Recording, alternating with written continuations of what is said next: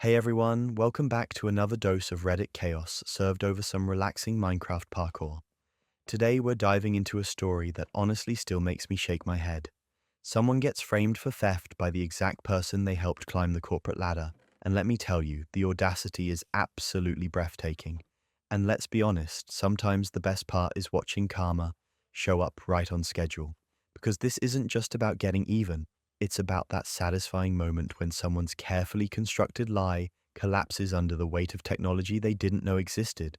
They basically dug their own grave and tripped into it. Before we dive in, a quick shout out to everyone who's been showing up, commenting, and supporting the channel. Seriously, thank you. You guys make these stories worth telling. Alright, let's get into it. I mentored Sarah for 2 solid years. I'm talking late nights helping her prep for presentations, vouching for her when management had doubts, celebrating with her when she finally got that assistant manager role she'd been chasing. For 24 months, I was her biggest supporter. We'd grab coffee before shifts, I'd walk her through difficult customer situations, and when she told me she was nervous about the promotion interview, I literally coached her through every possible question they might ask. When she got the job, she hugged me in the break room and told me she couldn't have done it without me. I felt good about it, like I'd actually helped someone build a better future. 3 months after her promotion, $3,000 went missing from petty cash. The morning it happened, our manager called an emergency meeting. Everyone was tense. 3 grand doesn't just vanish, and in a small office like ours, that kind of money disappearing meant someone was getting fired or arrested. Maybe both. They told us they were reviewing security footage and that we should all go about our day normally while they investigated. I remember feeling bad for whoever did it, assuming it was some desperate situation I didn't know about. I genuinely thought maybe someone had a family emergency or medical bills they couldn't cover. That afternoon, HR called me into a conference room. Sarah was already there, sitting across from the HR director with this concerned expression that I'd later realize was completely manufactured. They asked me if I'd been near the safe yesterday, around closing time. I said yes, I'd been in the back office filing some paperwork. Totally normal. The safe was in that room. Then they asked if I'd opened it. I said no, I didn't even have the combination. Only managers did. That's when Sarah spoke up. She said she'd seen me standing near the safe, looking around like I was checking if anyone was watching. She said it seemed odd at the time, but she didn't want to assume the worst. She actually apologized for having to say it, like she was torn up about throwing me under the bus. The HR director asked if they could search my desk. I said yes immediately because I had nothing to hide. I watched them pull out the drawers, flip through files, and then one of them reached into the back of my bottom drawer and pulled out a manila envelope. Inside was $3,000 in cash, still in the bank bands. I felt like the floor dropped out from under me. I started saying it wasn't mine, that someone must have planted it, that I would never steal from the company. But even as the words came out, I could hear how guilty they sounded. Everyone says they didn't do it. Everyone claims they were framed. The HR director asked me to collect my personal belongings. They said security footage from the back office had been corrupted for that specific time window, which they found suspicious given the timing. I asked to see it anyway, to see if there was anything salvageable.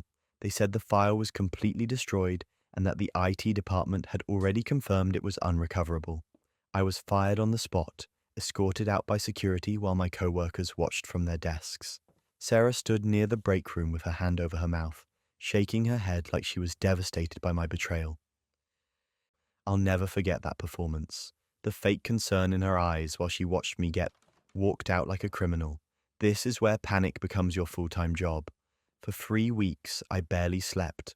I couldn't eat. Every time I closed my eyes, I saw that envelope being pulled from my desk. I kept running through the day in my head, trying to figure out when someone could have accessed my workspace. I applied for jobs but knew that getting fired for theft meant my career in this industry was basically over. References were impossible.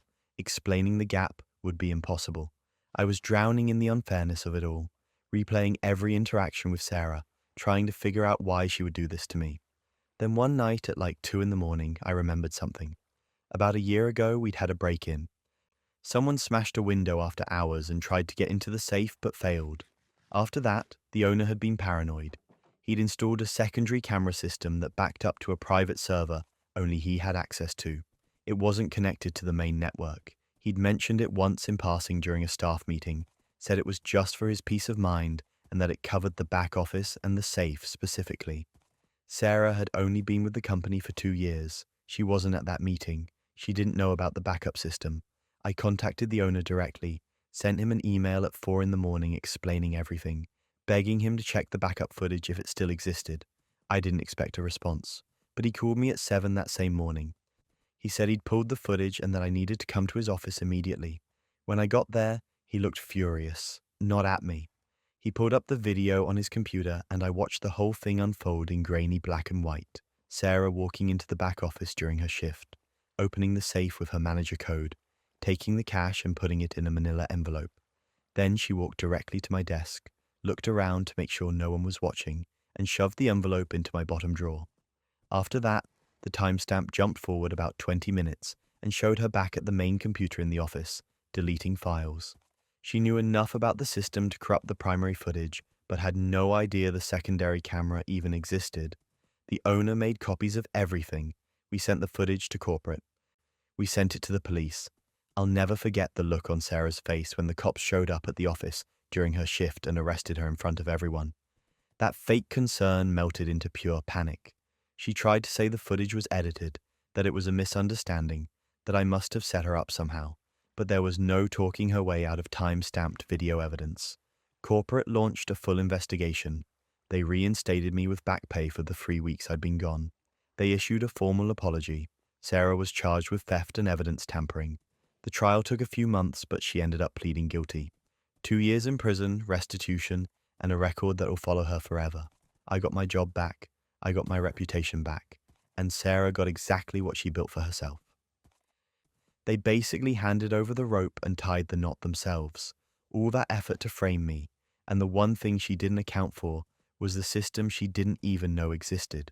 It's almost poetic how her own arrogance became the evidence that buried her. But speaking of people wearing masks at work, the next story takes workplace deception to a level that'll make your skin crawl.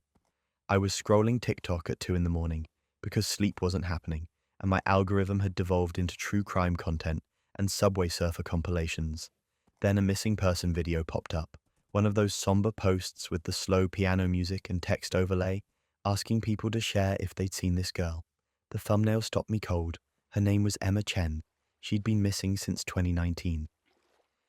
The video showed a few photos of her at different ages, smiling at what looked like a family barbecue, posing with friends at graduation, sitting on a porch with a dog, and in every single photo, she looked exactly like my girlfriend Maya. Not similar, not kind of close. Exactly like her.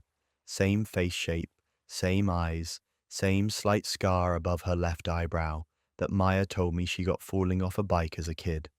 Same small birthmark on the right side of her neck that I'd traced with my fingers 100 times. I stared at my phone screen feeling like I was losing my mind.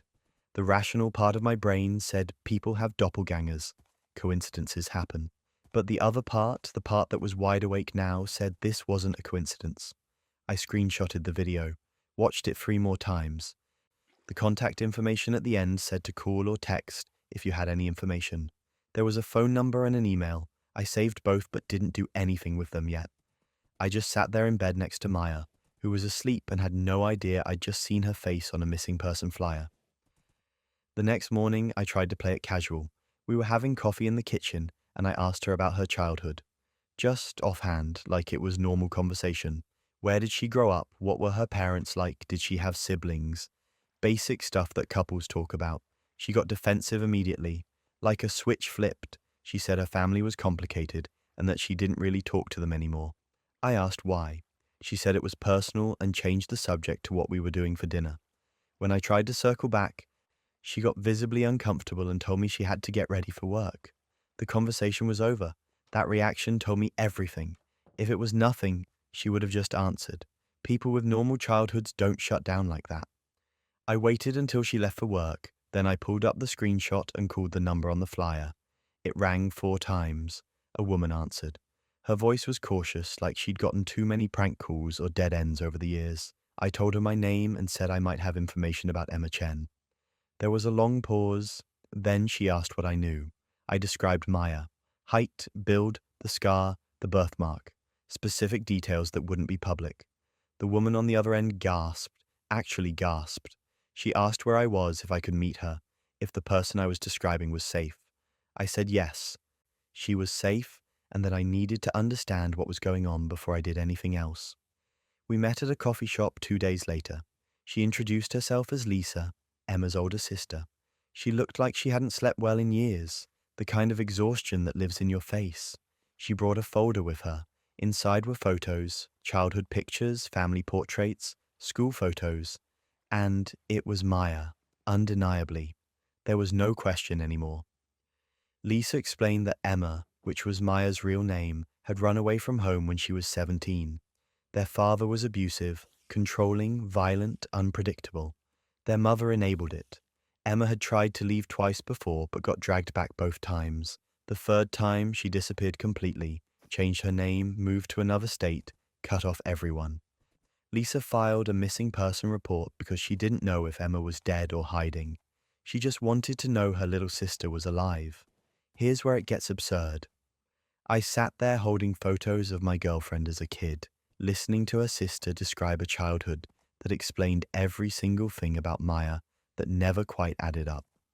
Why she flinched when someone raised their voice, why she refused to talk about her parents, why she got anxious whenever I asked about her past, why she never wanted to go back to her hometown, even just to visit. It all made sense now, but it also meant I'd been dating someone who'd been living under a completely different identity for years. I didn't know what to do with that. On one hand, I understood why she ran. On the other hand, she'd lied to me about everything. Her name wasn't even real. Lisa said she didn't want to force Emma to come back or reconcile with their parents. She just wanted to know she was okay, that she was safe, that she'd built a life somewhere. I told her I needed time to think about how to handle this, and she gave me her number and said to reach out whenever I was ready. I spent the next week trying to figure out how to bring this up with Maya without completely destroying everything. There's no casual way to say, hey, I know you're a missing person. Finally, I just asked her directly, told her I'd seen the video, told her I'd met Lisa, told her I knew. The look on her face was pure panic. She started crying immediately, saying she could explain, that she never meant to lie to me, but she didn't know how to tell me the truth. She thought if I knew she'd run away and changed her name, I'd think she was crazy or dangerous. She said she'd spent the last 8 years trying to forget the person she used to be, and hearing the name Emma again felt like being dragged back into a life she'd fought so hard to escape. I asked if she wanted to see her sister. She said she didn't know, that she was terrified of opening that door because it might lead back to her parents. I told her Lisa just wanted to know she was alive, that she wasn't asking for anything else. If you've made it this far into the chaos, you're as addicted to Reddit drama as I am. Make sure to subscribe and tell me where you're watching from in the comments below. I want to know who else is losing sleep over these stories. It took another 2 weeks, but Maya finally agreed to meet Lisa. I arranged it at a neutral location, a park, somewhere public where she'd feel safe. I stayed in the car and watched them sit on a bench together. Maya cried for what felt like hours. Lisa cried too. They talked, hugged, and by the end of it, Maya looked lighter than I'd ever seen her. Lisa didn't push her to reconcile with their parents. She didn't ask her to come home. She just wanted her sister back in her life, even if it was only occasional phone calls and the knowledge that she was okay. Maya agreed to that. They exchanged numbers. They started texting. Slowly, carefully, they rebuilt something. Maya and I are still together, but everything's different now. I know why she flinches when people ask about her childhood. I know why she avoids certain questions. I know that the person I fell in love with had to run away and reinvent herself just to survive, and that the name I call her isn't the one she was born with. It doesn't change how I feel about her, but it does change how I see her. She's stronger than I ever realized, and more scared than she lets on. The whole thing feels like something that shouldn't be real, but here we are. Family secrets have a way of hiding in plain sight, and the next person's wedding day reveal was anything but plain. Dating Jess for 8 months felt like a fairy tale, the kind of relationship where everything just clicks. We met at a coffee shop, bonded over terrible taste in reality TV, and within a few weeks we were basically inseparable. She was funny, spontaneous, and had this way of making even boring errands feel like an adventure. I was already thinking long term, like engagement ring shopping long term. So when her parents invited me over for dinner, I thought it was the official meet the boyfriend moment. The kind of dinner where her dad asks what my intentions are and her mum shows me embarrassing baby photos. I was nervous but excited. I bought a nice bottle of wine and a bouquet of flowers because I wanted to make a good impression. I showed up at their house right on time.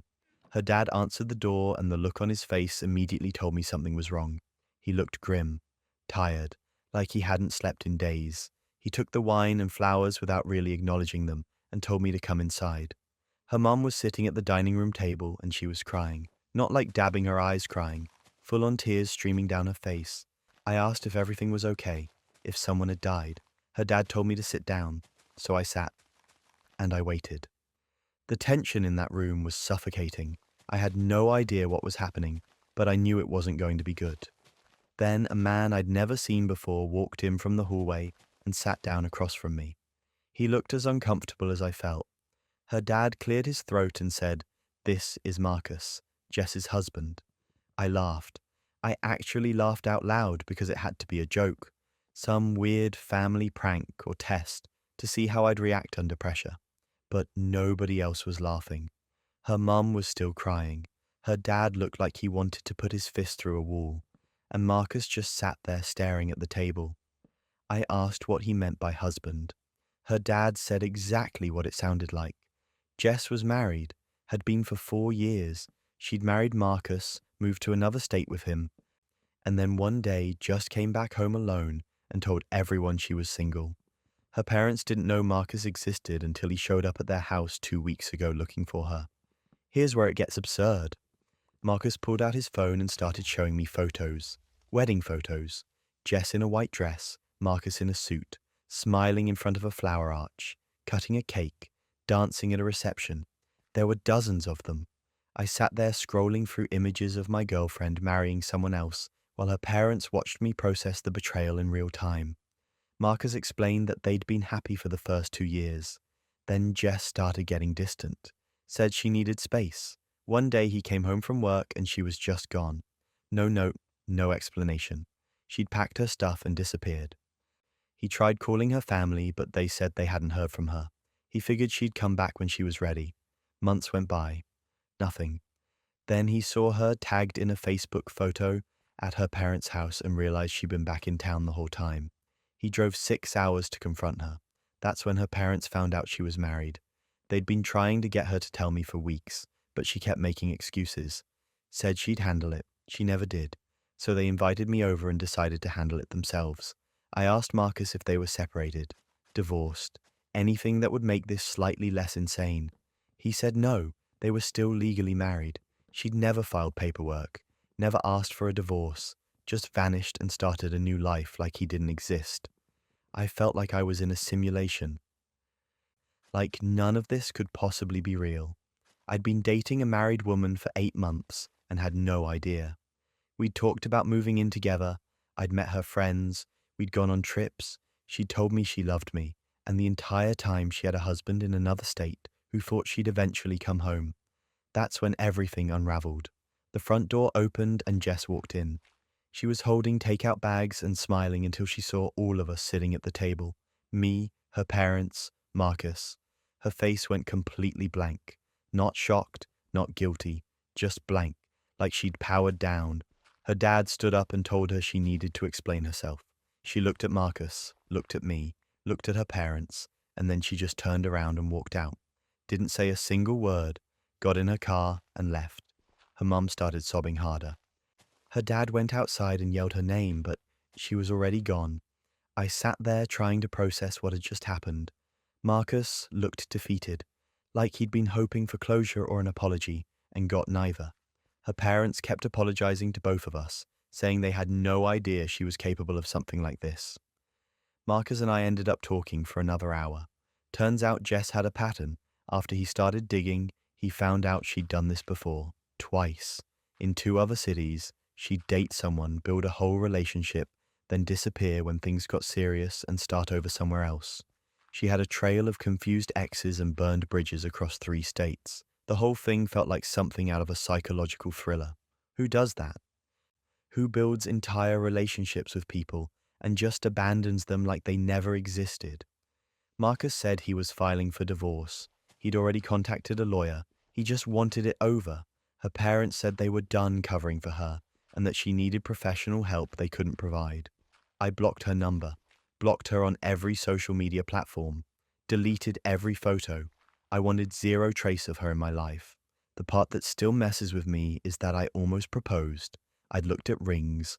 I had a whole plan for how I was going to ask. If her parents hadn't intervened, I would have married someone who was already married and had a history of doing exactly this to other people. You almost have to admire the audacity. Like, the level of compartmentalization required to maintain multiple lives in multiple cities without breaking character once is genuinely impressive in the most disturbing way possible. I found out later through mutual friends that she moved again. Different state, new name on social media, probably doing the same thing to someone else right now.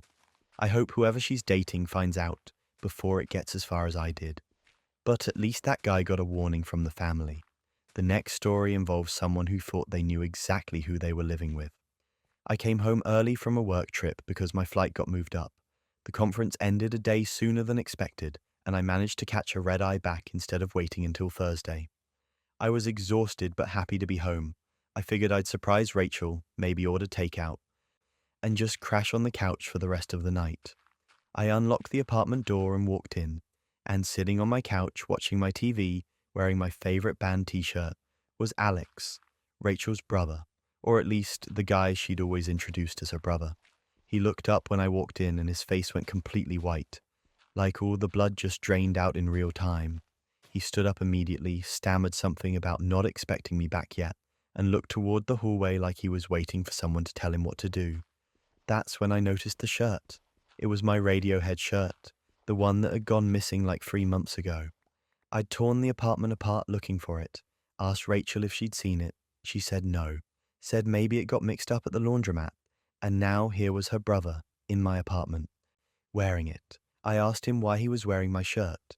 He didn't answer, just stood there frozen. Then Rachel came out of the bedroom in a robe, saw me standing in the doorway, and froze too. Her eyes went wide and she said, "I can explain." That's when I knew.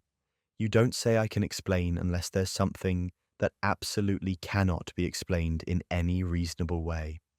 I asked her to explain then, right now. She looked at Alex.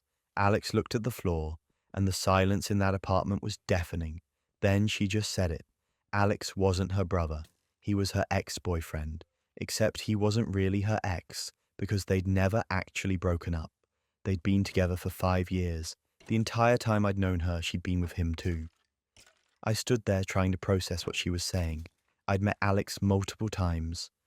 He'd come over for dinner, we'd watched football together. She'd introduced him as her brother, her family, and the whole time he was her boyfriend. But that wasn't even the worst part. Rachel explained, and I used that word loosely, that she'd been splitting her time between our 2 apartments, telling me she had work events or family obligations when she was actually with him, and telling him that I was her gay best friend who she lived with to save money on rent.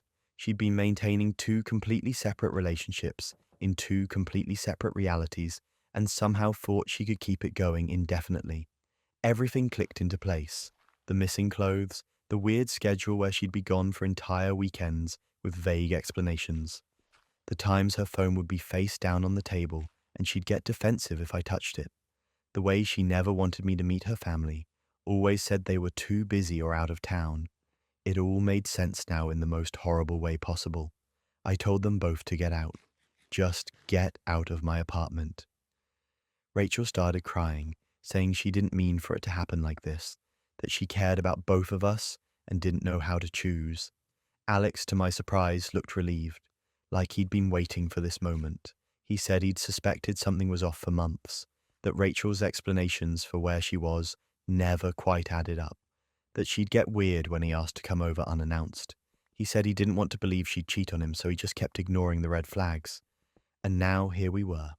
Rachel tried to apologize, said she never meant to hurt anyone, that she loved both of us, that it was complicated. I told her there was nothing complicated about lying to 2 people for months and making them both look like idiots. Alex nodded, said he was done. We both dumped her that day, right there in my living room. She tried to argue, tried to say we were overreacting, but Alex and I were in complete agreement for probably the first and only time. She needed to leave.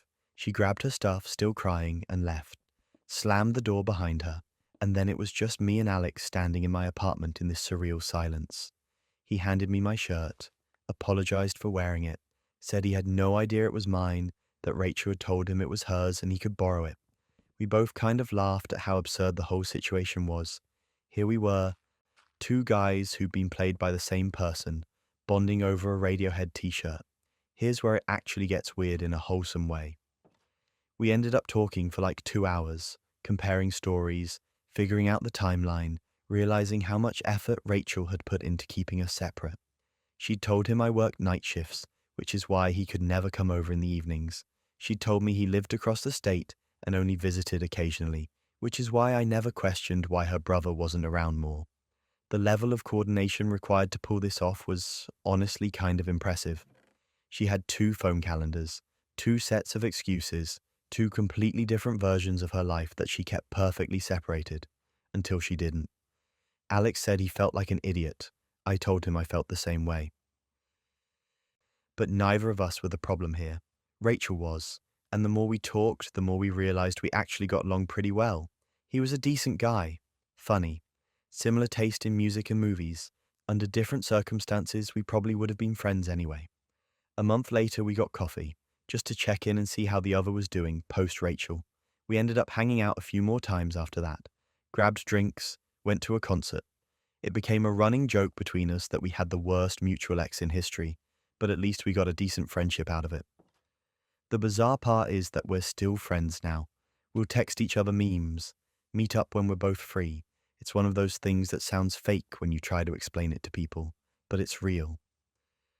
We both got betrayed by the same person and somehow came out of it better off than we went in. Rachel tried to reach out to both of us separately a few weeks later, sent long apology texts, said she'd made a mistake, that she missed us. Alex and I compared the messages and they were almost word for word identical. She'd copy-pasted her apology. We blocked her and never looked back. I genuinely thought this couldn't get worse, but finding out your girlfriend copy-pasted her apology to both of you is a level of low-effort betrayal that's almost funny. Technology has made cheating both easier to do and easier to catch, and this next person's discovery came from the most modern kind of breadcrumb trail. We share location on our phones for safety. It's something we started doing years ago after a friend got into a car accident and no one could find her for hours. Just a simple precaution. Find my friends running in the background. Nothing invasive, just peace of mind. Claire and I had been doing it for so long that I barely even checked it anymore. It was just there, until one Tuesday when I did check it. I was home finishing up some work emails around 7 in the evening and noticed Claire's little dot on the map. She told me that morning she had a late meeting at the office and wouldn't be home until after 9. Standard stuff. Happens once or twice a month. But her location pin wasn't at her office. It was at the Marriott downtown. I stared at my phone trying to make sense of it. Maybe she was meeting a client there. Maybe the meeting got moved. There were reasonable explanations, so I didn't say anything. Just made a mental note and went back to my emails. She got home around 9:30, looked tired. I asked how the meeting went. She sighed and said exhausting, that the conference room had terrible AC and she'd been sweating through her blouse the whole time. I asked which conference room they used. She described it in detail, the one on the 3rd floor with the long table and the broken blinds that never close all the way. She even complained about the coffee being stale. I nodded along, and then I pulled up her location history. She'd been at the Marriott for 4 hours, not at the office. And when I scrolled back through previous Tuesdays, the pattern was there. Same hotel, same time frame, every Tuesday for the past 2 months. She'd check in around 6 and leave around 9:30. Like clockwork. I didn't sleep that night. Just lay there next to her, staring at the ceiling trying to figure out what legitimate reason she'd have for being at a hotel every Tuesday while telling me she was at the office. I came up with nothing that made sense. The next morning I confronted her, showed her the location history, asked her why she'd been at the Marriott every Tuesday when she told me she was in meetings. She looked at the phone, looked at me, and said it must be a GPS glitch, that those things aren't always accurate. that she'd definitely been at the office and maybe the signal bounced off a tower near the hotel or something. I'm not a tech expert, but I know how GPS works well enough to know that's not how it works. She stuck to her story. Said I was being paranoid, that she couldn't believe I was accusing her of lying over a phone glitch. She even got defensive, asked if I was tracking her now, if I didn't trust her, flipped it around on me like I was the problem. And here's where it gets absurd. I didn't argue, I just said, okay, let it drop. Then I drove to the Marriott downtown and walked up to the front desk, asked the clerk if they had a regular reservation on Tuesdays under the name Claire Henderson. The guy clicked through his computer and said yes. Room 412, always checks in at 6 p.m. I asked if he remembered what she looked like. He described her perfectly. Then he said she usually comes with a tall guy in a suit. I felt like I'd been punched in the stomach. I asked if the reservation was for this coming Tuesday. He said yes. I thanked him and left. I spent the next week planning, didn't confront her again, didn't let on that I knew, just went about my routine like normal while I contacted a divorce lawyer and got the paperwork started. By Monday, I had a draft of divorce papers printed and ready. Tuesday came. Claire told me she had another late meeting. Same story, same timeline. I told her no problem and that I'd see her when she got home. She kissed me on the cheek and left. I waited an hour, then drove to the Marriott and parked in the lot with a clear view of the entrance. At 6:15, Claire's car pulled in. I watched her get out, watched her walk toward the entrance, and then I watched Derek, her work friend who she'd mentioned a few times in passing, get out of a car 3 spots down and meet her at the door. They walked in together, his hand on the small of her back. I grabbed the envelope with the divorce papers and followed them inside. They were at the front desk getting the key card when I walked up behind them. Claire turned around and saw me. Her face went completely white. I handed her the envelope, said, I think you'll want to read this. Derek took a step back like he'd just realized he was standing next to a bomb. Claire opened the envelope, saw the divorce papers, and started stammering that it wasn't what it looked like. Derek still had his hand on her back. I asked her what exactly it looked like then. She tried to say they were just friends, that they'd been working on a project together and needed privacy to focus, that the hotel was quieter than the office. I asked why she lied about being in the office if it was just work, why she described conference rooms she wasn't in, why Derek's hand was on her back like they were a couple checking into a romantic getaway. She didn't have an answer for that. Derek finally spoke up and said he didn't know she was married, that she told him she was separated and in the process of divorcing. Claire shot him a look that could have killed. He realized immediately he'd just made everything worse and mumbled something about needing to leave. He walked out, left her standing there in the hotel lobby holding divorce papers while the front desk clerk pretended not to watch the whole thing unfold. Things went from bad to unhinged. Claire started crying, said she'd made a mistake, that it didn't mean anything, that we could work through this. I told her we were done, that I'd filed the papers and she'd be hearing from my lawyer. She tried to grab my arm. I pulled away and walked out. I filed for divorce that week. The process took a few months, but it was clean. No kids, no shared property that couldn't be divided easily. She tried to reach out a few times, sent long texts apologizing and asking if we could talk. I blocked her number, found out later through a mutual friend that Derek had ghosted her immediately after that night. Apparently being lied to about someone's marital status was his breaking point. Claire ended up moving to a different city for a job transfer. I haven't heard from her since. The thing that still gets me is how easy it would have been for her to get away with it if she'd just turned off location sharing. One setting, that's all it would have taken. But she didn't. And technology doesn't lie. Digital footprints can bury you. But sometimes the evidence is even more deliberate, like when someone creates an entire folder about a future that doesn't include you. I borrowed Jake's laptop because mine was stuck updating and I needed to print something for work. He told me his password months ago, said I could use it whenever. No big deal. It was sitting on the kitchen table and I opened it up, connected to the printer, and that's when I saw the folder on his desktop. It was labeled Future Plans. I smiled when I saw it. We'd been together for 3 years, living together for 1. I'd been dropping hints about engagement for months and he'd been receptive, not weird about it. We'd even joked about what kind of wedding we'd want. So when I saw that folder, my first thought was that maybe he was planning a proposal. Maybe there were ring designs in there or venue ideas or something sweet and romantic that would make this whole random Tuesday feel special. I opened it. It was a spreadsheet, a very detailed, color-coded, meticulously organized spreadsheet. Tabs at the bottom for different categories: budget, timeline, housing, career. I clicked through them trying to figure out what I was looking at. The first tab was labeled Relocation Plan. There was a target city, Austin, Texas, a list of reasons why Austin: job market, cost of living, weather, social scene. He'd already applied to 3 companies there, had interviews scheduled. One of them had moved him to the second round. I clicked the next tab, Housing. He'd been touring apartments virtually, had a list of neighborhoods ranked by preference, budget breakdowns for deposits and monthly rent. Move-in dates, 4 months from now.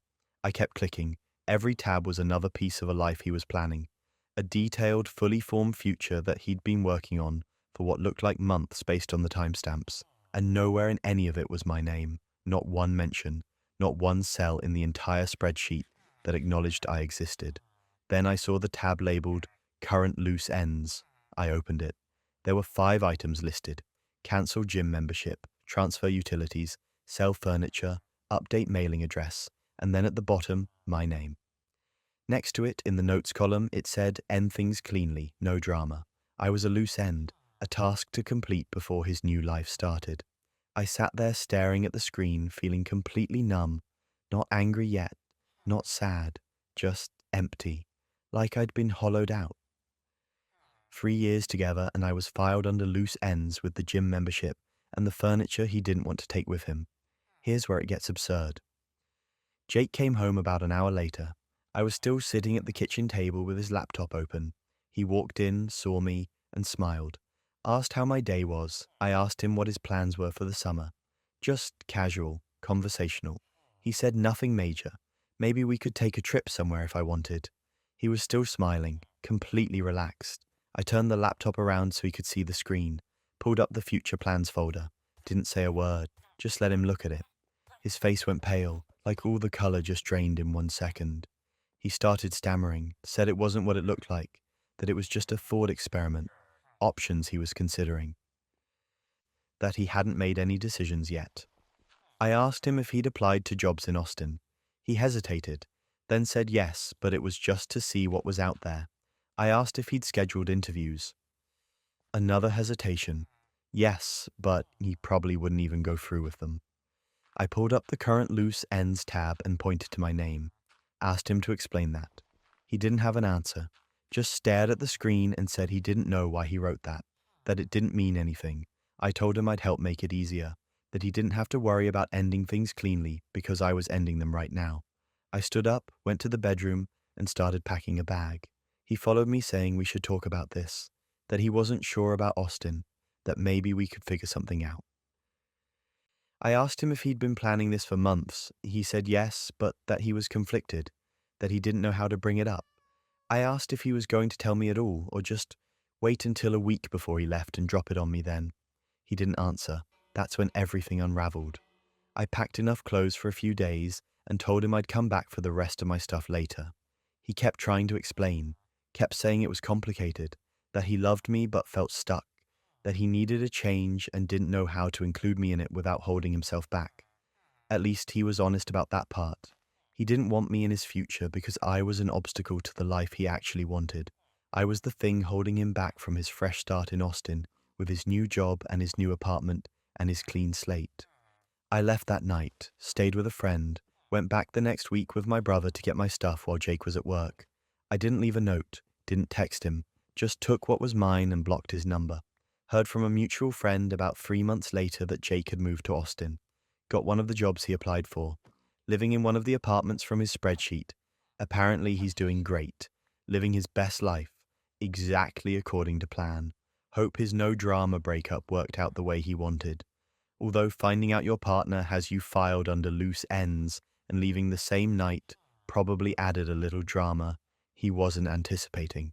The level of planning that went into his exit strategy while he was still sleeping next to me every night is genuinely impressive in the most depressing way possible.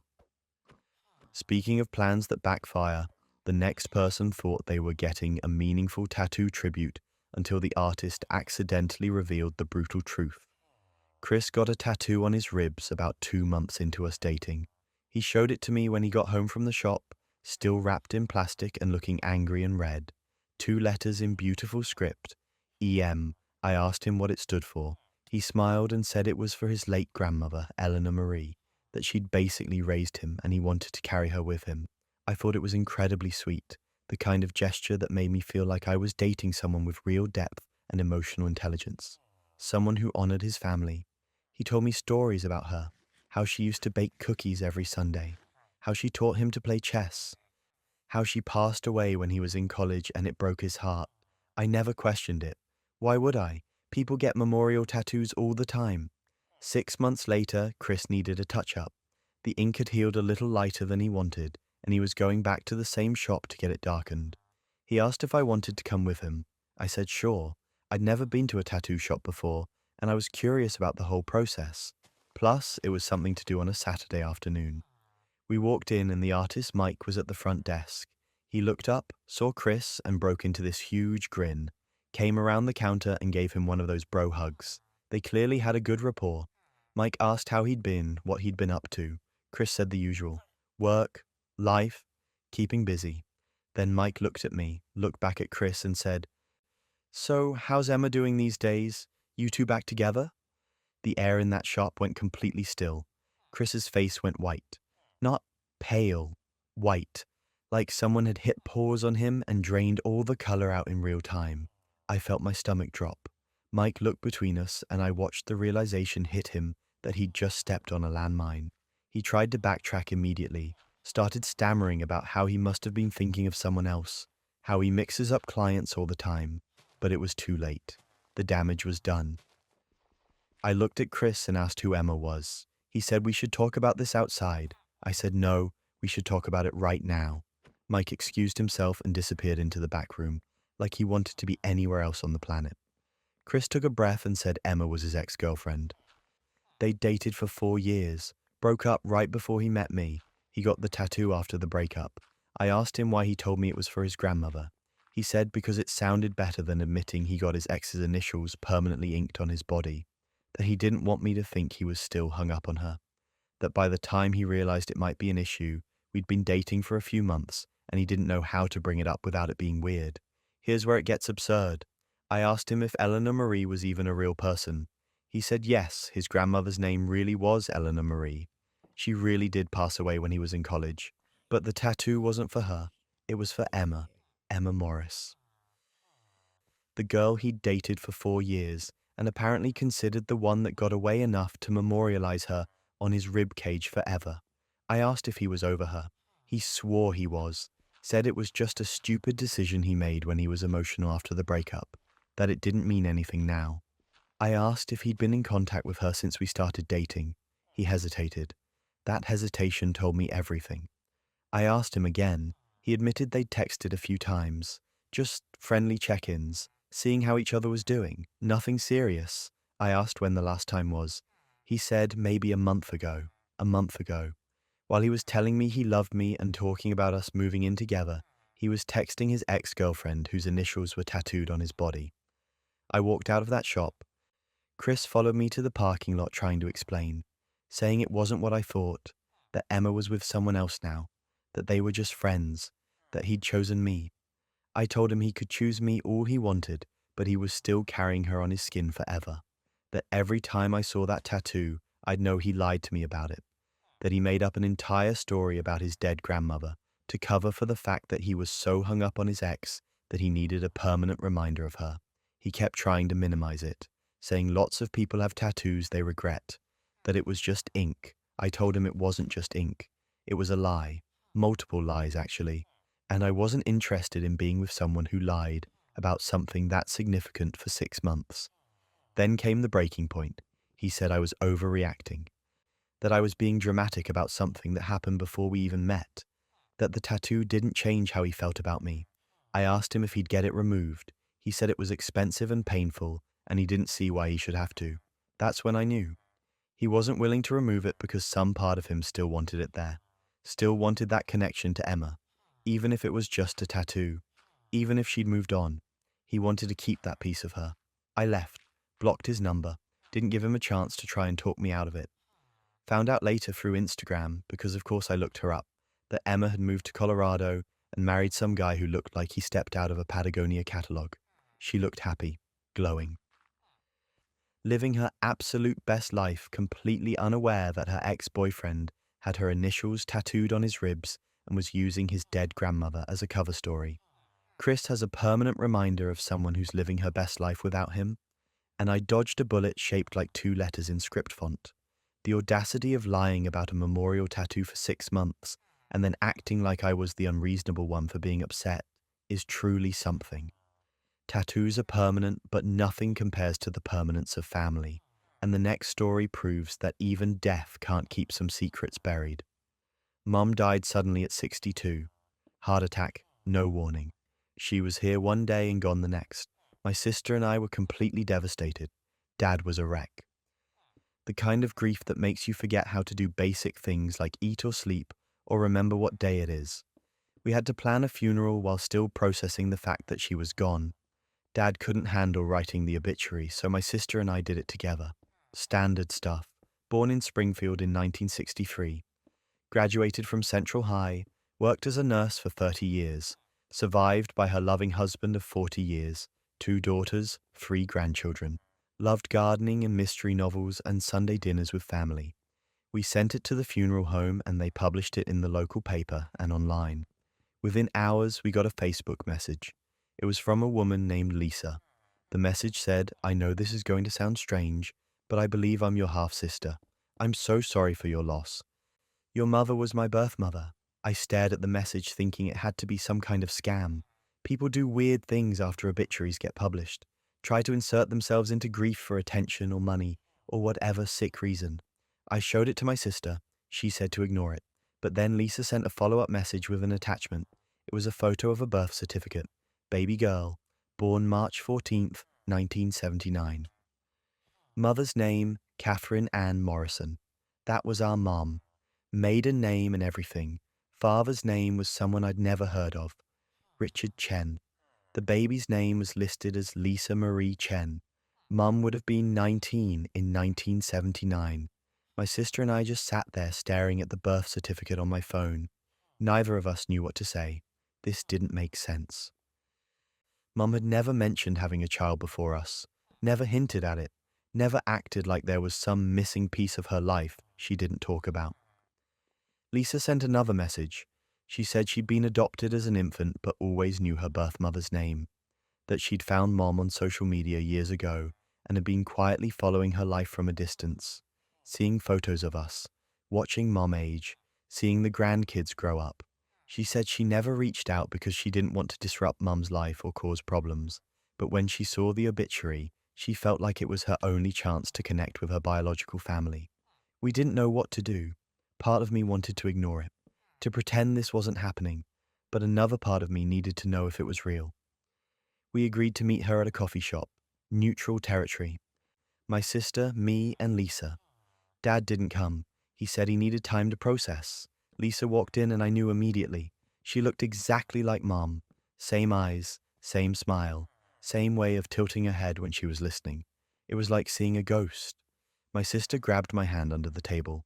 Lisa sat down and apologized for the timing.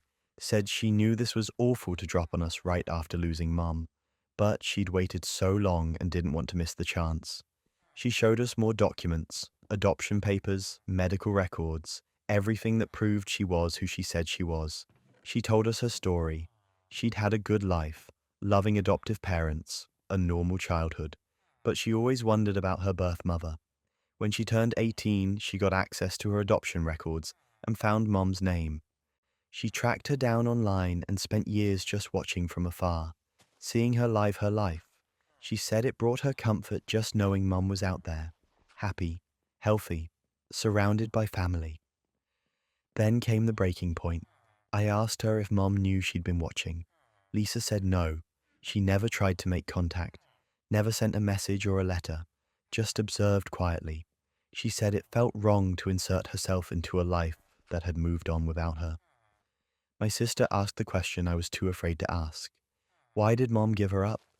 Lisa said she didn't know the full story, just that Mom was 19 and unmarried, and it was a different time, that the adoption was arranged privately and Mom moved on with her life.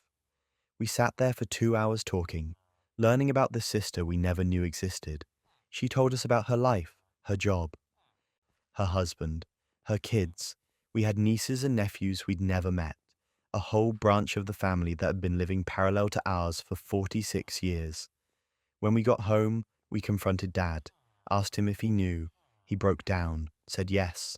He'd known about Lisa since before he and Mum got married. Mum had told him everything, made him promise never to tell us. She'd carried the guilt and the grief of giving up a child her entire life, but thought it was better to keep it buried, that bringing it up would only cause pain. Dad said Mum had wanted to reach out to Lisa over the years, but was terrified. Terrified that Lisa hated her. Terrified that contacting her would ruin the life she'd built with her adoptive family. So she did nothing, just lived with the weight of it. And here's where it gets absurd. Lisa wasn't angry. She said she understood why Mum gave her up, that she didn't harbor any resentment. She just wanted to know her siblings, to have some connection to her biological family. She said she'd already had a mother, her adoptive mum, who raised her and loved her, but she wanted to know us, wanted to be part of our lives if we'd let her. It's been a year now. We're still building a relationship. It's surreal having a 46-year-old sister show up out of nowhere. Someone who shares your DNA but didn't share your childhood. We get coffee sometimes. She came to Christmas last year, met the extended family. Everyone was shocked but welcoming. I think about Mom a lot, about the secret she carried for decades, the daughter she gave up and never stopped thinking about, the choice she made at 19 that echoed through the rest of her life. She took that secret to the grave thinking it would die with her, but it didn't. It found its way out anyway. And now we have Lisa, a sister who existed in the shadows of our family tree until an obituary brought her into the light. The whole thing feels like something that shouldn't be real, but here we are. But at least that secret came from the distant past. The next family's Thanksgiving table got a bombshell that connected generations in the worst possible way. Paul had been Dad's best friend for 30 years. Since before I was born, he was always around, always at holidays, always at birthday parties, always just there, part of the furniture of my childhood. I called him Uncle Paul growing up even though we weren't related. He was that kind of family friend, the kind who shows up to every major event and half the minor ones. This Thanksgiving, he showed up like he always did, brought a pie, made jokes with my dad, played with my younger siblings' kids. Everything was normal until dinner.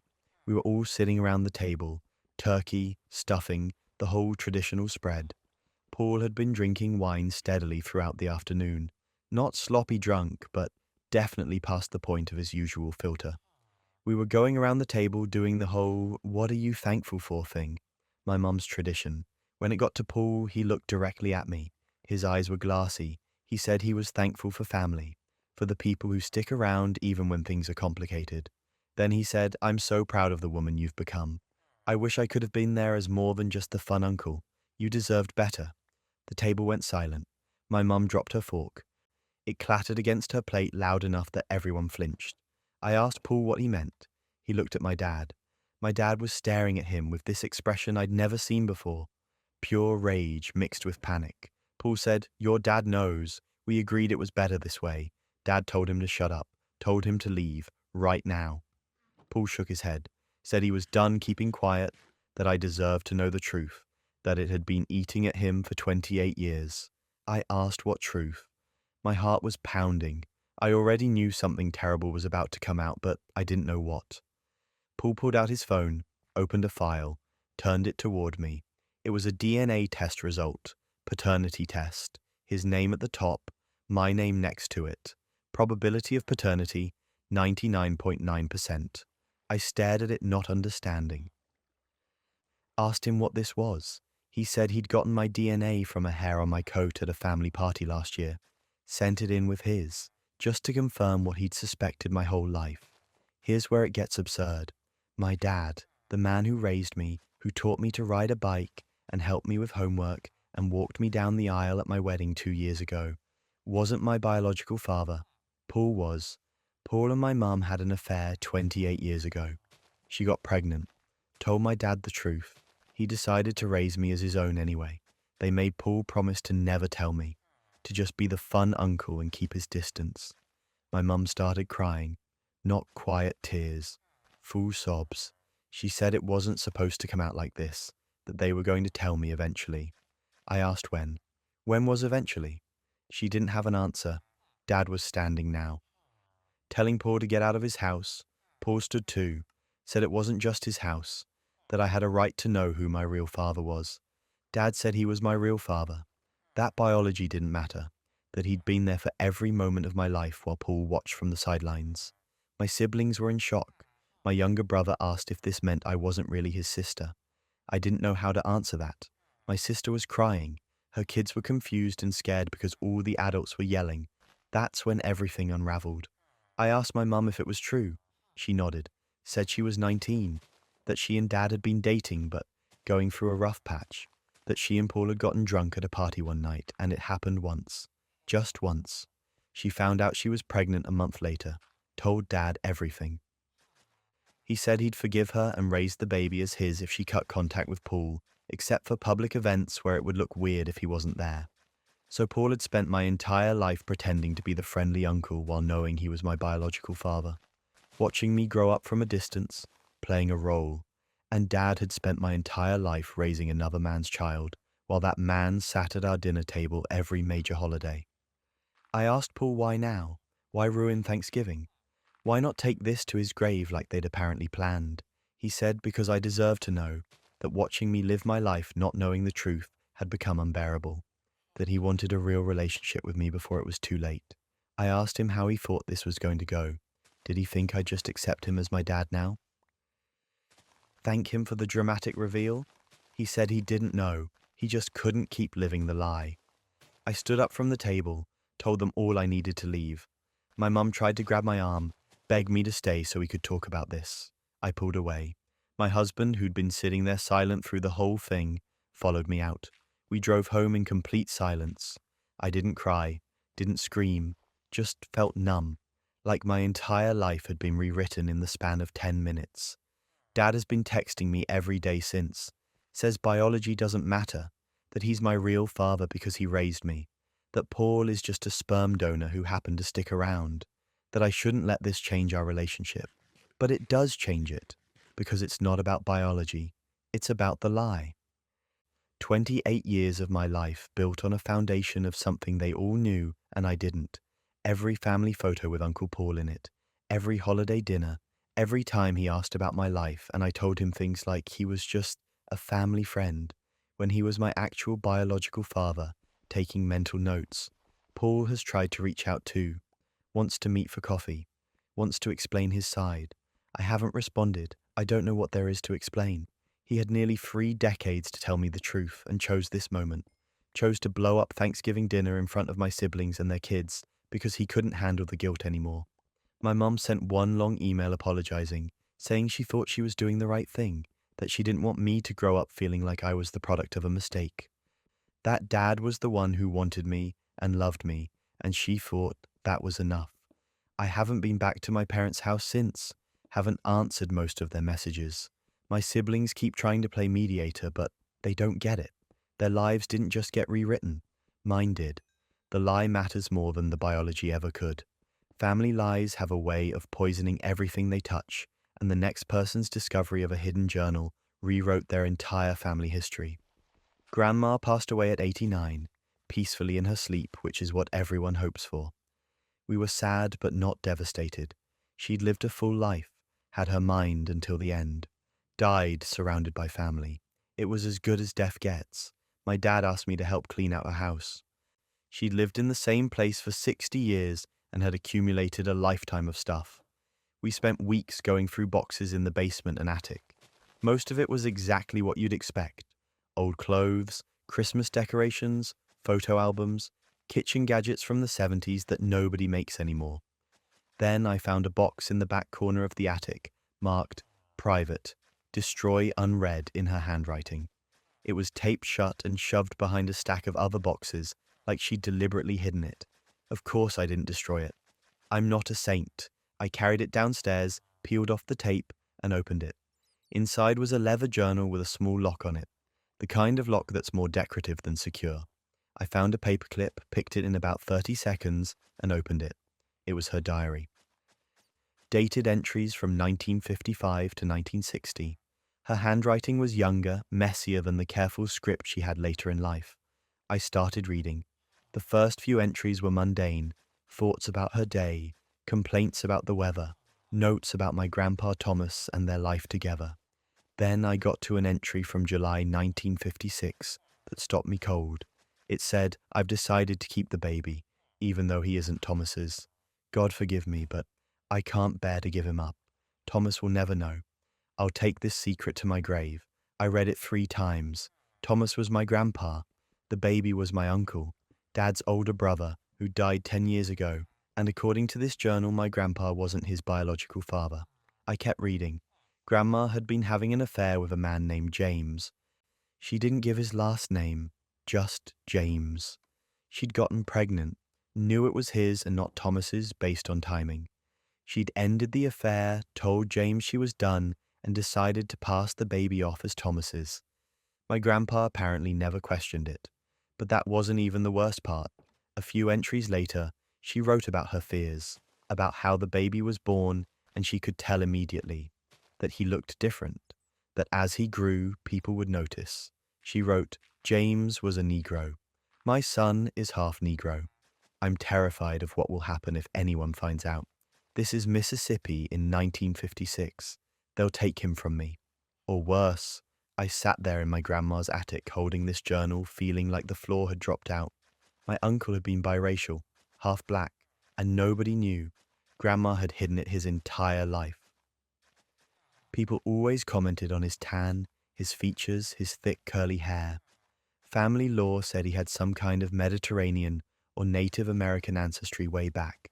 Nobody ever questioned it deeply enough to figure out the truth. My uncle had died 10 years ago without ever knowing who his real father was or what his heritage actually was. I finished the journal. Grandma had spent years terrified someone would figure it out.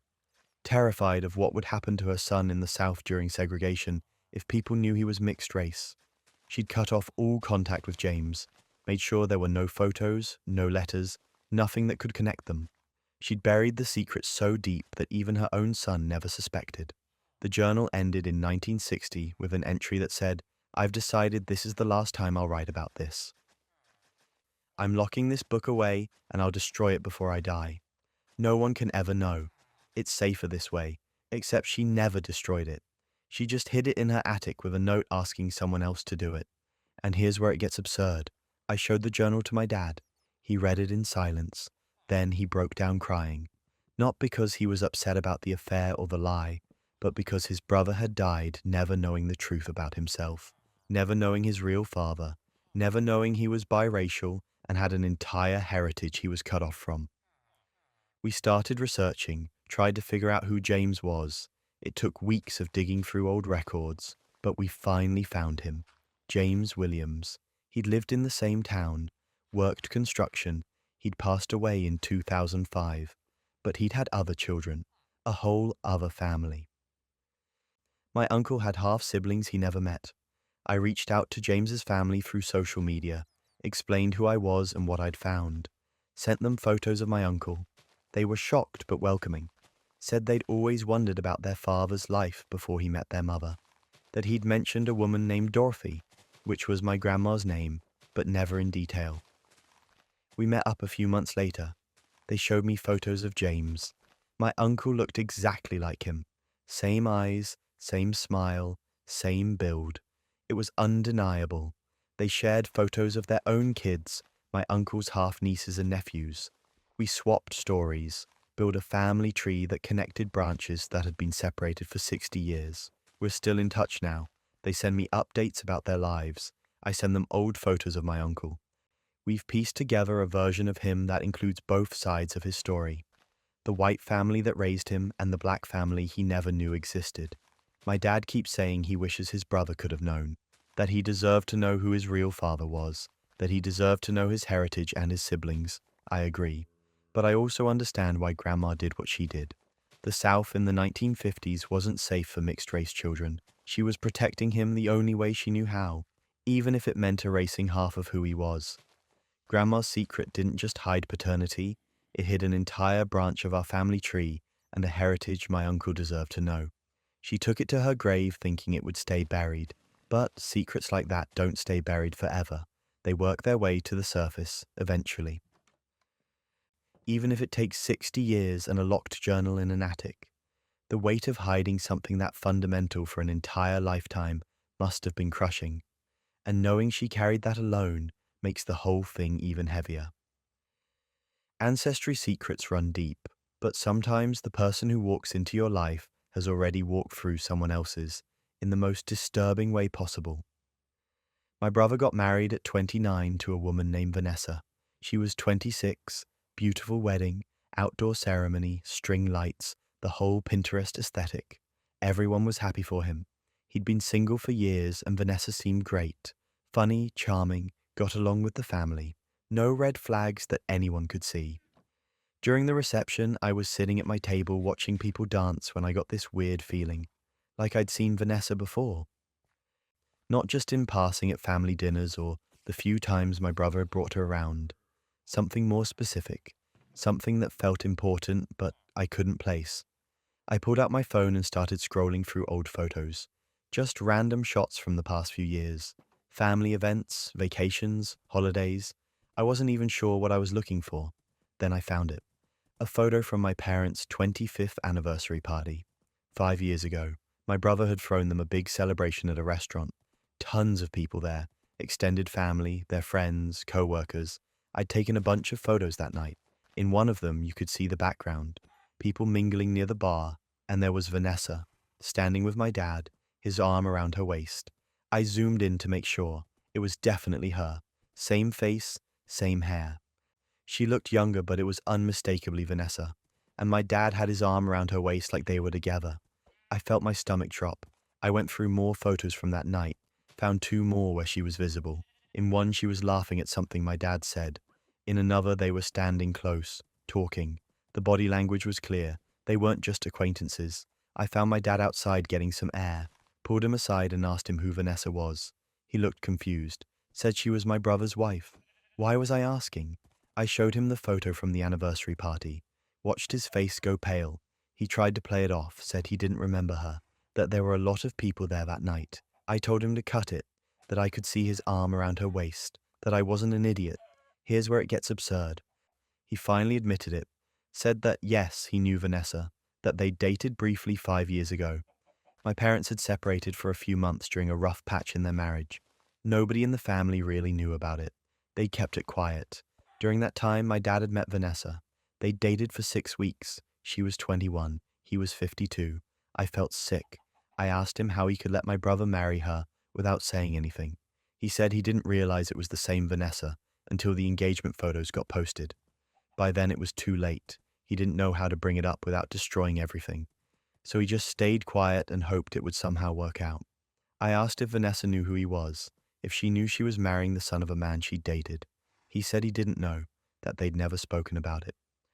He'd avoided being alone with her at family events, kept his distance, played the role of generic future father-in-law. I told him he had to tell my brother. He begged me not to, said it would ruin the wedding, ruin their relationship, that it was ancient history and didn't matter anymore. I told him it absolutely mattered, and that if he didn't tell my brother, I would. He didn't. So I did. I pulled my brother aside later that night. After the first dance, after the toasts, I told him I needed to show him something. Showed him the photo, explained what Dad had told me. He laughed at first, thought I was messing with him. Then he saw my face and realized I wasn't joking. He confronted Dad right there at the reception. Dad tried to deny it, then admitted it, then tried to minimize it, said it was a brief thing, that it didn't mean anything, that Vanessa had probably forgotten all about it. My brother found Vanessa, pulled her into a side room, asked her if she'd ever met Dad before. She said no. He showed her the photo. She went white, started stammering, said she didn't realize it was the same family, that Dad had used a different last name when they dated, which was true because my parents weren't officially back together yet. That, by the time she met my brother and started getting serious, she'd figured it out but didn't know how to bring it up without making everything weird. She'd known the entire time and said nothing. That's when everything unraveled. My brother asked her when she figured it out. She said around the time they got engaged, so she'd known for months, had met my dad at family dinners, smiled and made small talk, acted like they were strangers, let my brother propose, planned a wedding, all while knowing she used to sleep with his father. The reception turned into a disaster. My brother left, just walked out. Vanessa was crying. Dad was trying to explain himself to anyone who would listen. Mum was confused because nobody had told her what was happening. Guests were whispering. It was a full meltdown. The marriage lasted 3 months. My brother filed for annulment. Vanessa tried to explain, sent long texts about how she genuinely loved him and the past didn't matter, that she thought she could just move forward and pretend it never happened. He blocked her. My brother and Dad haven't spoken in 2 years. Dad has tried, sent emails, showed up at his apartment. My brother wants nothing to do with him. Says he can't get past the image of his wife with his father, that the betrayal is too deep. Family dinners are a nightmare now. My brother doesn't come. Mum still doesn't know the real reason for the divorce. We've told her it was just incompatibility, that they rushed into it. She believes it because she wants to. Dad carries the guilt but won't admit he should have spoken up sooner. I think about Vanessa sometimes, about the choice she made to say nothing, to walk into a family knowing she had history with the father and just hope it wouldn't blow up. The arrogance of thinking she could keep that buried is genuinely staggering. Some secrets destroy everything. This one took out a marriage, a father-son relationship, and any sense of normal family gatherings we used to have. All because 2 people decided silence was easier than honesty. Age gaps and hidden histories can shatter trust, but the next workplace discovery involves someone literally stealing another person's entire professional identity. I'd been working under Greg for 3 years. He was my direct manager, and on paper, everything looked normal. I led major projects, did the actual work, presented findings to the team. Greg would sit in on meetings, nod along, and then somehow take credit when it came time to report up the chain. It was annoying, but I figured that's just how corporate life works. Managers get credit for their team's work. That's the hierarchy. I kept telling myself it would pay off eventually, that someone higher up would notice my contributions, that Greg would advocate for me when promotion time came around. But 3 years in, I was still in the same position while Greg kept climbing. Then one day, his laptop was left open in the conference room during lunch. Everyone had cleared out. I'd come back to grab my phone charger, and there it was, sitting on the table, screen still lit up. I glanced at it without thinking and saw a Word document open. The title at the top said Resume Updated 2024, Curiosity 1. I know I shouldn't have. I know it was technically snooping, but I sat down and started reading. The first section was standard: his name, contact info, summary statement about being an innovative leader with a track record of driving results. Then I got to the experience section. Under his current role at our company, there was a bulleted list of accomplishments, and every single one of them was mine. The software redesign that saved the company $2 million in operating costs? I led that project, spent 6 months coordinating with developers, running tests, presenting findings to stakeholders. Greg had shown up to maybe 3 meetings total and spent most of them on his phone. The client pitch that landed our biggest account? I built that entire deck, researched the client's pain points, designed the slides, wrote the script. Greg presented it because he was the manager, but I'd done everything else, even the industry award he won last year, the one he gave a speech for at the company dinner. I'd written that entire award submission, spent weeks drafting it, gathering data, making the case for why our team deserved recognition. His name was on it as the lead, but I'd done the work. He'd taken every major accomplishment from the past 3 years and listed it under his name like he'd personally executed it all. Just changed a few names and details to make it sound like his leadership drove the results. I sat there feeling my hands shake. This wasn't just taking credit in meetings. This was identity theft, professional plagiarism. He was using my work to build his career while I stayed stuck in the same role. Here's where it gets absurd. I pulled out my phone and started taking screenshots. Every page of that resume, every bullet point, every lie, sent them all to my personal email. Then I opened my own laptop and pulled up my project files. Every original document, every email chain where I'd led discussions, every timestamp showing I'd created the work he was claiming. I printed everything, made a folder, organized it by project with side-by-side comparisons. Greg's resume claiming he did it, my files proving I actually did it. Then I scheduled a meeting with his boss and HR for the next morning. Said I had a serious matter to discuss regarding professional conduct. They thought I was reporting workplace harassment or something. When I walked in with my folder and laid it all out, they went silent. I showed them Greg's resume, showed them my original files, walked them through 3 years of him systematically stealing credit for my work and using it to advance his own career. HR said they'd need to investigate. I told them to take their time, that I had copies of everything and wasn't going anywhere. Greg's boss looked like he'd been punched in the stomach. He'd been the one recommending Greg for promotions based on these exact accomplishments. They launched a formal investigation that afternoon, pulled files, interviewed team members, checked email records and document histories. Turns out I wasn't the only one. Greg had been doing this for years with multiple people on the team, taking their work, repackaging it as his own leadership, and climbing the ladder on stolen accomplishments. What happened next? Nobody saw it coming. Greg was fired within a week, escorted out by security. They didn't even let him say goodbye to the team, just collected his laptop, his badge, and walked him out. The official statement said he was leaving to pursue other opportunities, but everyone knew what really happened. His boss called me into his office 2 days later, apologized. Said the company had failed me by not catching this sooner, then offered me Greg's job, his title, his salary, which was 40% more than I'd been making, his corner office, everything. I accepted, obviously. 3 years of my work had built that role anyway. I was just finally getting credit for it. The CEO sent a company-wide email about the importance of integrity and giving credit where it's due. Didn't name Greg specifically, but everyone connected the dots.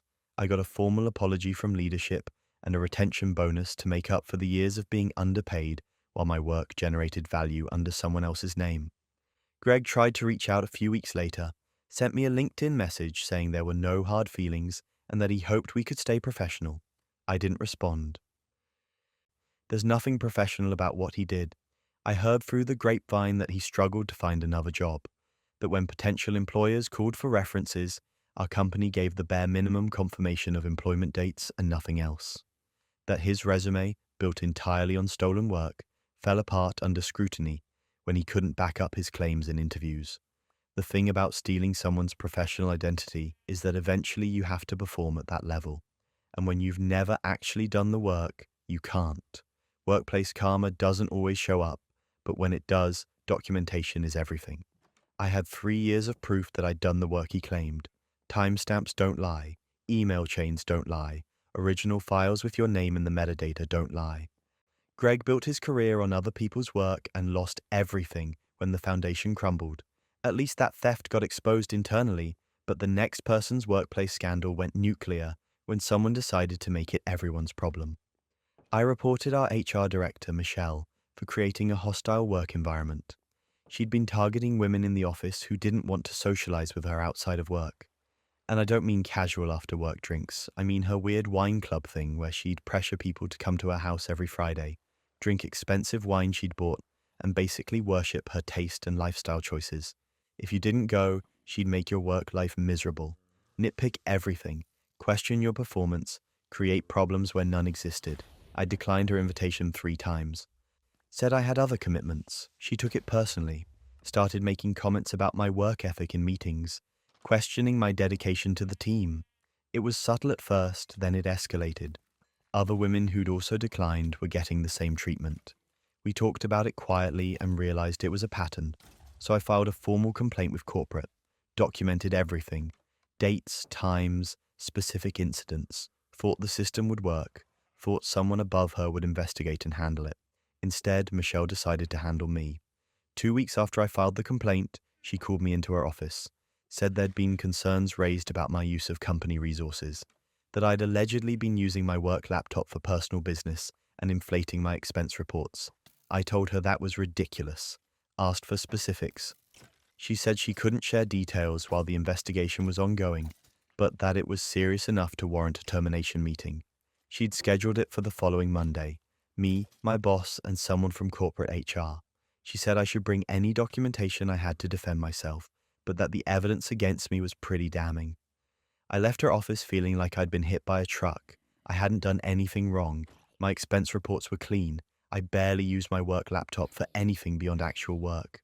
This was retaliation, obvious retaliation, but proving it would be my word against hers, and she controlled HR.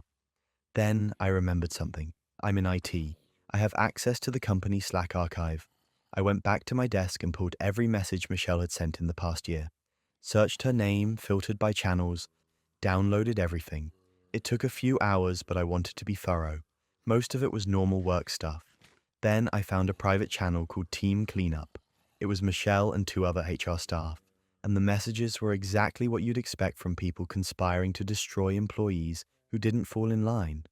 They'd been planning how to get rid of the troublemakers, their word, women who'd rejected Michelle's advances to join her wine club. They'd fabricated complaints, altered timestamps on supposed incidents, discussed framing multiple employees for policy violations they hadn't committed. My name was in there. They'd been building a case against me for weeks, planting fake evidence of personal use on my laptop activity logs, creating fake expense discrepancies. But that wasn't even the worst part. They'd done this to other people too, at least 4 other women over the past year. Each one had either quit or been fired under suspicious circumstances. Each one had declined Michelle's social invitations first. The chat logs laid it all out. Michelle would identify someone she felt disrespected by, loop in her HR accomplices, and systematically destroy their credibility until they were forced out. I sat there reading these messages feeling a mix of rage and vindication. This was the evidence I needed, but taking it to my boss or corporate felt risky. Michelle had connections. She could spin it, claim the logs were doctored, drag it out. So I did something nuclear. I sent the full chat log to every employee in the company via the all-staff email list. Every single message, every conspiracy, every fabricated complaint, every cruel comment about the women they'd targeted. I attached a PDF with my original complaint, Michelle's retaliation timeline, and a breakdown of the other women who'd been forced out under similar circumstances. Then I forwarded everything to the corporate ethics hotline and our employment lawyer, sent copies to my personal email for safekeeping, and waited. The response was immediate. People started replying all, asking if this was real. Others confirmed they'd experienced similar treatment. The email chain exploded. Within an hour, corporate had shut down the thread and sent out a message saying they were investigating and that all employees should refrain from further discussion until the matter was resolved. Michelle was fired before lunch, walked out by security. Her 2 accomplices in HR were suspended pending a full investigation. My termination meeting was cancelled. Corporate called me directly to apologize and said they'd be conducting a comprehensive review of HR practices. Things went from bad to unhinged. Turned out, once people felt safe to come forward, the floodgates opened. A dozen women reported similar experiences. Michelle had been running HR like her personal fiefdom for years, targeting anyone who didn't submit to her social control. The company faced potential lawsuits from former employees who'd been wrongfully terminated. The whole thing became a PR nightmare. I was offered a settlement, a significant one, along with a glowing reference letter and a formal apology from the CEO. They asked me to sign an NDA as part of the settlement. I negotiated terms that allowed me to speak about my experience in general terms without naming the company, signed it, took the money, and started looking for a new job because there was no way I was staying somewhere that had let this go on for so long. Michelle tried to sue me for defamation and unauthorized access to company communications. Her lawyer dropped the case within a week once they realized everything I'd leaked was true and documented. You can't claim defamation when the evidence is timestamped chat logs of you literally conspiring to frame people. Last I heard, she's unemployed and unhireable in our industry. Word spreads fast about HR directors who weaponize their position to settle personal grudges. The whole experience taught me that sometimes you can't work within the system when the system is corrupt. Sometimes you have to blow everything up to clear your name and protect the people who come after you. But corporate scandal is one thing. When a company's public charity event becomes the stage for exposing corruption, that's a whole different level of chaos. Our company hosted an annual charity gala, black tie event, silent auction, live music, the whole 9 yards. All proceeds went to local children's hospitals. Very prestigious, the kind of thing that got covered in the business section of the paper and made the company look good. I was on the planning committee because I worked in finance, and they needed someone to handle the budget. A week before the event, I was doing a final review of the spreadsheet, making sure everything was accounted for. Vendors paid, deposits confirmed, no surprises on event night. That's when I noticed something weird. We'd allocated $150,000 to event costs: venue, catering, decorations, entertainment, all of it. But when I added up the actual vendor invoices, they only totaled $40,000. There was $110,000 missing. I went back through every line item, double-checked my math, pulled up the bank statements to see where the money had actually gone. Took me a few hours of digging, but I found it. The missing funds had been transferred to an account listed as a payment to a consulting company. The company name didn't match any of our usual vendors. I Googled it. Barely had a web presence, just a generic landing page with vague corporate speak about business solutions. I dug deeper, ran the company registration through public records. The owner was listed as Rebecca Hartwell, our CFO's wife. They were embezzling charity donations, funneling money that was supposed to go to children's hospitals into a fake consulting company so they could pocket it. And they'd been doing it under the cover of a feel-good charity event that made the company look generous and community-minded. I felt sick. This wasn't just corporate fraud. This was stealing from sick kids. I compiled everything: bank transfers, invoices, the company registration showing the CFO's wife as owner, a timeline of when the money moved, put it all in a folder and went to our CEO. Figured he'd want to know that his CFO was running a scam using company resources and charity funds. Here's where it gets absurd. The CEO listened to my presentation, looked through the evidence, then leaned back in his chair and told me to drop it. Said the CFO was handling a complex financial situation and that I didn't have the full picture, that I should focus on my own responsibilities and let leadership handle leadership decisions. I told him this was embezzlement, that we were legally required to ensure charity funds went to the actual charity, that if this came out, the company would be destroyed. He said it wouldn't come out as long as people minded their own business. Then he suggested that if I valued my job, I'd delete the files and forget I'd ever seen them. The CFO was his college buddy. They'd started the company together 20 years ago. He wasn't going to do anything. I left his office knowing I had two choices: let it go and be complicit, or do something about it and probably lose my job anyway. I chose option 3. I went home that night and anonymously sent the full financial breakdown to the local news.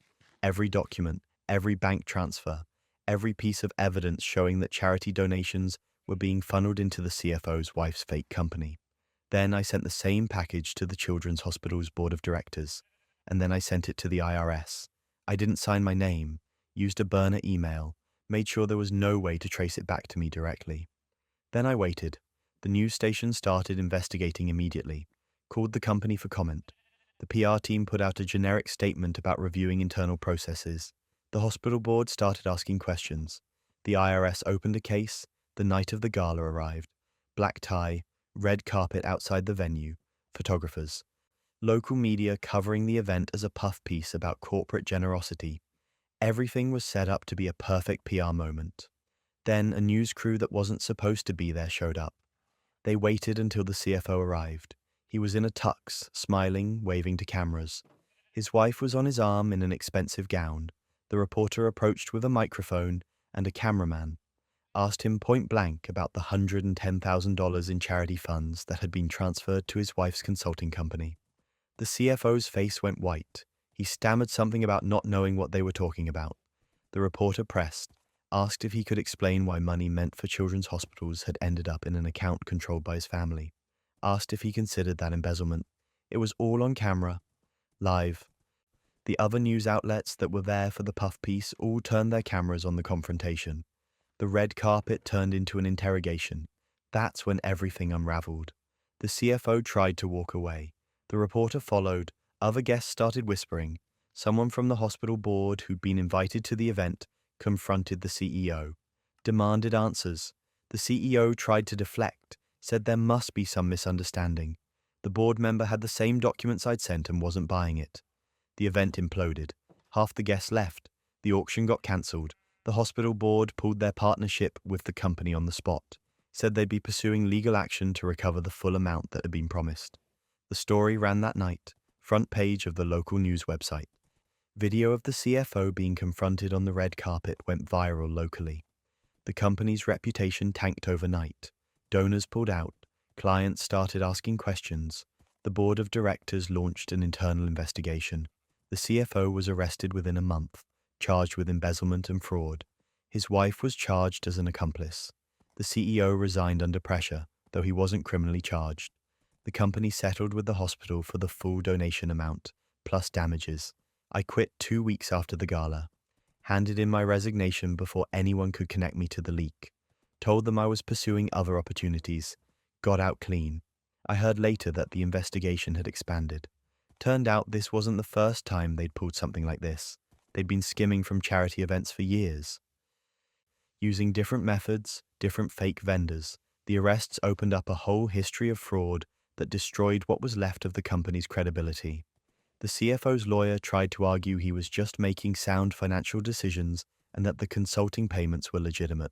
Hard to make that case when your wife's company has no employees, no office, and no actual services rendered. I have zero regrets about what I did. They were stealing from children's hospitals and hiding behind corporate charity events to do it. The CEO had the chance to fix it internally and chose to protect his friend instead. So I made sure everyone else knew what they were doing. Public humiliation is brutal, but sometimes private revenge hits even harder, especially when you know exactly where to aim. My ex, Brandon, dumped me after 2 years by changing his relationship status to single on Facebook without telling me. I didn't even get a conversation.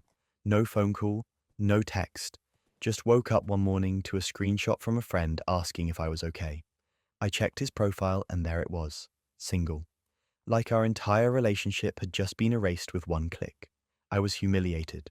We had mutual friends, co-workers who followed both of us, family members connected on social media. Everyone saw it at the same time I did.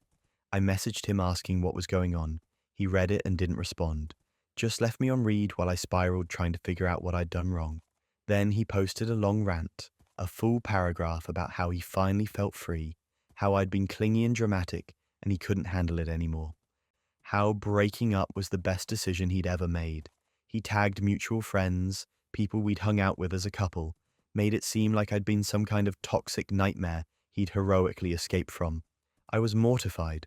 People started reaching out asking if I was okay. Others just quietly unfriended me, probably assuming I was the problem. Brandon's post made me look like the villain in a breakup I didn't even know was happening. But here's what Brandon didn't know. When we first started dating, I'd helped him with a lot of things, including writing his college application essays.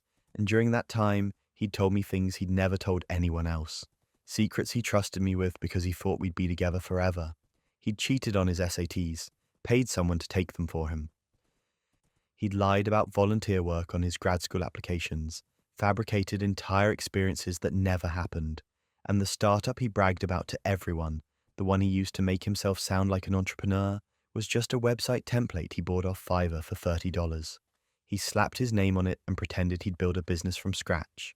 His mom didn't know any of this, his ultra-religious, very strict mother who thought he was perfect, who bragged about him to everyone at church, who believed he was this self-made success story, who'd earned everything through hard work and integrity. So I decided to tell her. I created a fake email account, something generic and untraceable. Then I wrote her a very detailed, very polite letter. I outlined every lie, the SAT cheating, the fabricated volunteer work, the fake startup, and I included receipts, screenshots of our conversations where he'd admitted everything, laughed about it even, bragged about how easy it was to game the system. I made sure the tone was respectful, sympathetic even, said I thought she deserved to know the truth about her son, that I was coming forward because I believed in honesty and integrity, values I knew were important to her. Sent it and waited. She called him immediately. Here's where it gets absurd. I found out later through mutual friends what happened. She confronted him in front of his new girlfriend at Sunday dinner. The girlfriend he'd apparently started dating a week after dumping me. His mum had printed out my email, had the screenshots, laid them all on the table and demanded he explain himself. Brandon tried to deny it at first, said it was fake, that someone was trying to ruin him, but his mum wasn't buying it. The screenshots had timestamps, had details only he would know. He eventually broke down and admitted it was all true. His mom lost it, told him she was ashamed, that she'd raised him better than this, that lying and cheating your way through life wasn't something she could support. She cut him off financially. He'd been living in an apartment she helped pay for while he worked on his fake startup. She pulled that support immediately. His new girlfriend, who'd apparently been impressed by his entrepreneur story, dumped him on the spot, said she didn't date liars, walked out of the dinner and blocked him on everything. Brandon had a full meltdown, called his mom every name he could think of, stormed out, tried to salvage things with the girlfriend, but she wanted nothing to do with him. Within a week, his whole carefully constructed image had collapsed. That's when everything unraveled.